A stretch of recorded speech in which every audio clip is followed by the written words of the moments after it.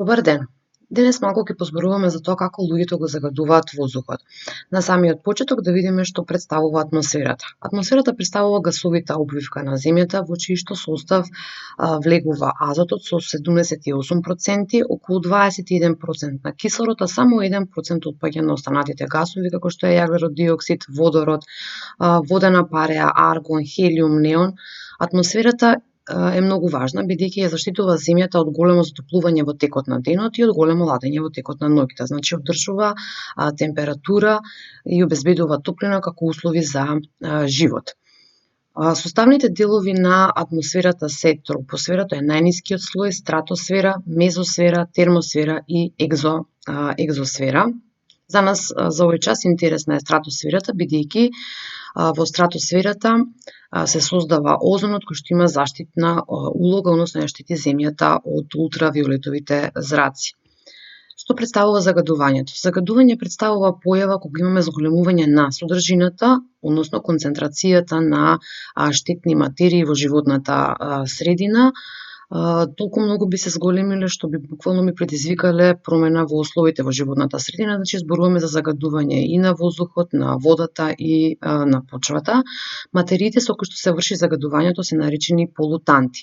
Воздухот може природно да се загадува кога има вулканска активност, меѓутоа најголемото загадување е поради различни активности кои што човекот ги презема.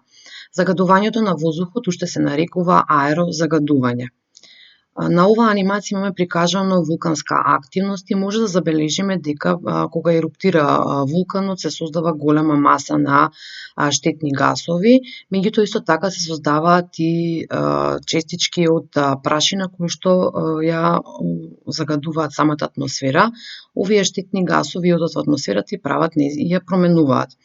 Честичките може, кога ќе стигнат во стратосферата, да ја попречат самата светлина да допре до површината на земјата, со тоа да се појави и заладување, односно промена на климата. На следната анимација може да погледнеме појава на шумски пожар во кој што се создаваат штетни гасови. За разлика од вулканската активност, каде што човекот е немоќен, не може да ги спречи, кај шумските пожари тоа како има влијание, односно може да ги спречи, да ја спречи појавата на шумски пожари, со тоа и да ја заштити животната средина, да спречи создавање на штетни гасови.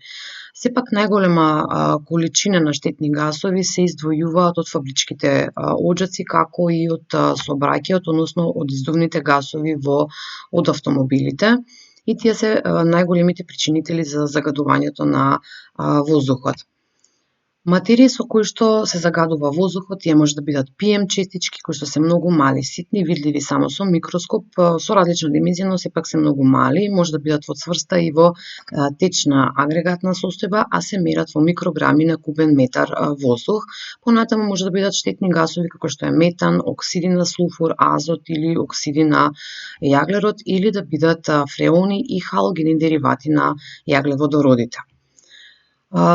Да погледнеме фотографии на кои што е прикажан ефектот од загаден воздух. На првата фотографија можеме да забележиме поради густиот сообраќај појава на смог, а смогот има директно штетно влијае врз здравјето на луѓето, односно предизвикува заболување на респираторниот систем кај човекот. На оваа фотографија може да забележиме еден дел од шума во кој што имаме суви стебла, суви дрвја, како резултат на загадувањето на воздухот, и на следнава фотографија дејство, односно ефекти од загадениот воздух врз материјалните добра на човекот. Поради загадувањето се создава кисел дожд. Поради загадувањето на воздухот имаме оштетување на озонската обвивка и поради загадувањето на воздухот се зголемува ефектот на стаклената градина. Да погледнеме што се тоа кисели дождови, како тие се создаваат и кое е дејството врз човекот, живиот свет и врз материјалните добра. Киселите дождови се создаваат како резултат на штетните гасови, а овие штетни гасови, особено оксиди на сулфур и на азот, како и јаглероните оксиди, природно се создаваат со активноста на вулканите, биолошка разградба на органските супстанции, како и од шумските пожари. Меѓутоа, голем процент на овие штетни гасови се создаваат како резултат на примената на фосилните горива, односно на нафтата и на јагленот. Овие штетни гасови одат во атмосферата, каде што се раствараат во водата која што конденсира и паѓа во форма на кисел дожд на површината на земјата. Зошто кисел дожд? Затоа што pH вредноста на овие дождови изнесува помалку од 4, односно е пониска од 4. На оваа анимација имаме приказ како од фабричките оджаци се создаваат штетните гасови, се создаваат киселите дождови, а тие паѓаат на површината на земјата, директно влијаат врз растителниот, односно живиот свет, меѓутоа прават загадување и на самата почва и на водените површини. На оваа фотографија можеме да погледнеме една споредба, една скулптура направена фотографија во 1908 година и фотографија во 1969 година.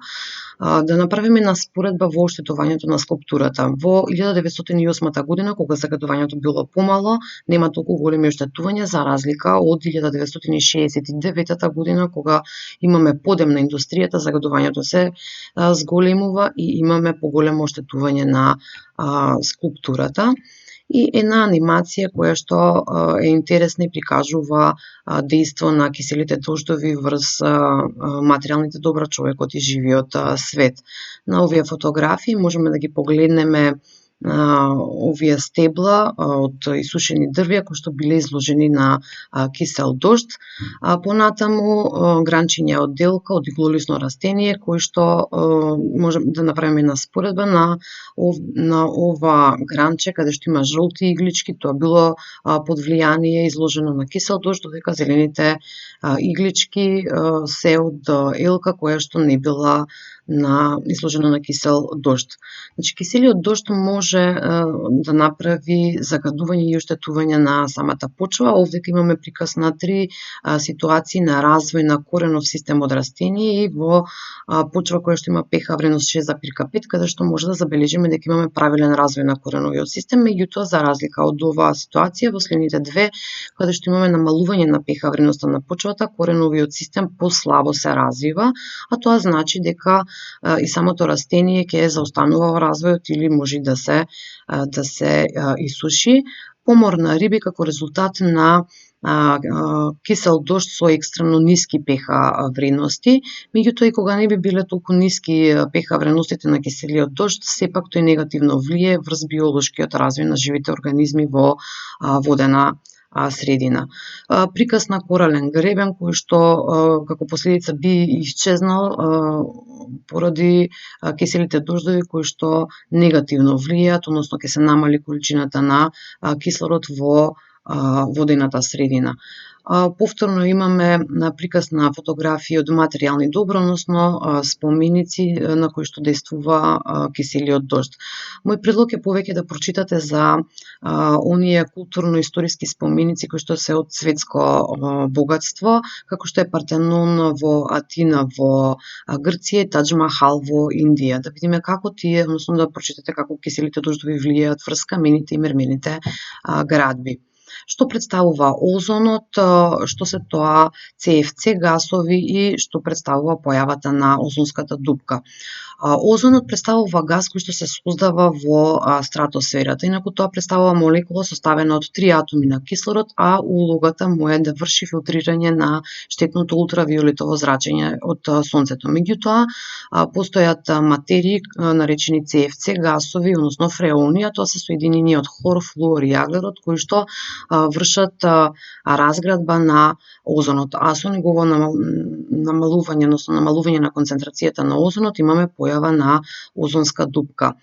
На оваа фотографија може да ја видиме озонската обвивка во стратосферата, ова е површината на земјата, и како озонската обвивка има заштитна улога, односно ја штити самата земја од штетното ултравиолетово зрачење. Инаку ултравиолетовото зрачење може да е составено од ултравиолетови азраци кои што непречно стигнуваат на површината на земјата, тие се помалку штетни, ултравиолетови безраци кои што се доста штетни, но мал дел стигнува на површината на земјата, бидејќи поголемиот дел е апсорбиран од озонската обвивка, и ултравиолетови C зраци кои што се со кратка бранова должина, меѓутоа со себе носат голема енергија, и кога тие би дошле на површината на земјата би биле доста штетни, меѓутоа тие се апсорбираат од озонската обвивка.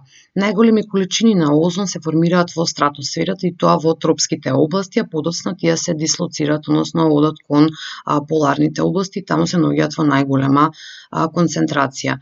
На оваа анимација е прикажано како се создава озонската обвивка над Антарктикот како резултат на загадувањето. Во 1981 година ова е озонската дупка направена на Антарктикот за 10 години, односно 1991 година, значи имаме прилично зголемување на димензиите на озонската дупка. Кога нема загадување, односно во чиста атмосфера, производството на озон и неговото распаѓање се наоѓа во една рамнотежа, односно колку што се создава, толку и се разложува, меѓутоа оваа рамнотежа е дисбалансирана од химикалии кои што содржат хлор и бром, а тоа резултира со опаѓање на концентрацијата на озонот. И тоа најмногу се чувствува во антарктичкиот прстен со појавата на сончевото време, така наречена антарктичка пролет. Ова е еден феномен на зголемување и намалување на концентрацијата на озонот, кој што е постојано следено од научниците, значи постојано прават истражување. На оваа фотографија можеме да забележиме дека во 2000 година озонската дупка над Антарктикот е со поголеми димензии, а во 2017 година димензиите на озонската дупка се намалени, значи имаме тенденција на намалување на озонската дупка. Процесот на уништување на озонот е сериозна закана за биосферата, пред се за здравјето на човекот, бидејќи поради штетното ултравиолетово зрачење има зголемен процент на појава на канцер на кожата кај луѓето, појава на катаракта, односно на заболување на органите за вид. Од откривањето на штетното дејство на CFC материите, човештвото презема повеќе мерки за да се заштити озонот, односно да се заштити самата планета од штетното ултравиолетово зрачење. Во 1987 година потпишан е протокол во Монтреал кој што вели дека е забранета производството и употребата на овие химикали. Инаку фреоните представуваат и материи кои што се користеле во производството на ладилници, како и за клима уредите, па дури и за дезодоранси, меѓутоа сето тоа сега е заменето со нова технологија, односно се исфрлени од употреба. Што представува ефект на стаклена градина? Тоа е еден феномен кој што возможува да има потребна топлина на планетата Земја, за да може да постои животот. Значи, поради загадувањето, овој ефект на стаклена градина е толку зголемен што има негативно влијание. Значи, кога нема загадување, има природна рамнотежа на загревање и ладење на земјата, меѓутоа поради загадувањето оваа рамнотежа е поместена, па така во текот на денот имаме многу поголемо загревање, додека во текот на ноќта има помало ладење. Тоа значи дека во текот на денот стигнуваат поголема количина на сончеви зраци, дел од таа енергија, односно топлина, се враќа во атмосферата, меѓутоа многу поголем дел е заробен од така наречените стакленични гасови. Овие стакленични гасови се како резултат на загадувањето, а тоа се метан, јаглерод диоксид, диазот моноксид. На оваа анимација можеме да го погледнеме ефектот на стаклена градина. Значи, стигнуваат сончевите зраци на површината на земјата и истата ја загреваат. Мал дел од нив се враќа во атмосферата, но поголема количина од оваа топлина, од оваа енергија се заробени од стакленичните гасови. Како резултат на тоа имаме покачување на средната годишна температура на површината на земјата, односно имаме појава на глобално затоплување што представува светски проблем. Според истражувањата кои што научниците ги прават, се смета дека на секои 10 години има зголемување на средната годишна температура за отприлика или приближно за 0,5 степени Целзиусови. Ова глобално затоплување или зголемувањето на средната годишна температура би довело до топење на северниот и на јужниот пол, односно делови кои што се прекриени со мраз и со снег, а тоа би предизвикало зголемување на светското морско ниво, а ова зголемување на морското ниво би предизвикувало потопување на копната. Значи, еден проблем со кој што научниците постојано се истражуваат и има тенденција да се намали загадувањето на светско ниво и загадување на воздух, загадување на вода, загадување на почва со цел да се заштити животот на планетата. Како заклучок од овој час е дека човекот со различни активности прави загадување на воздухот, меѓутоа имаме индиректно загадување и на почвата и загадување на водата. Малку повеќе прочитајте за загадувањето, за глобалното затоплување како еден светски проблем, меѓутоа може и да размислите што вие правите, односно како вие придонесувате за да се намали загадувањето на воздухот, како вие придонесувате во намалувањето на почвата и намалување на загадувањето на водата. Ви благодарам.